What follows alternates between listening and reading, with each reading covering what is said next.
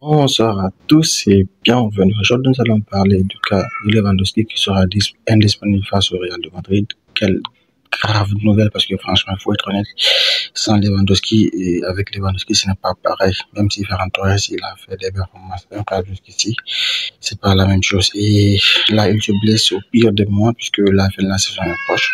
Il ne reste que quelques matchs, 8 à 9 matchs maximum si le Barça réussit à atteindre la finale de la Ligue des Champions.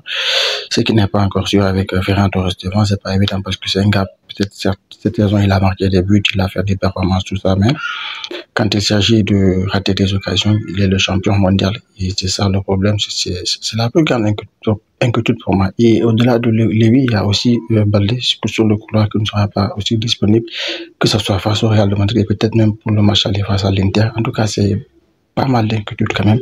En tout cas, pour ma part, je comprendrais si le Barça ne gagne pas face à ce Real-là qui est tout de même revanchable, il faut le reconnaître, après avoir perdu, après avoir été éliminé à la Ligue des Champions face à Arsenal, ils ont envie de gagner quelque chose, ils ont envie de faire des performances pour au moins rassurer leurs supporters et tout ça.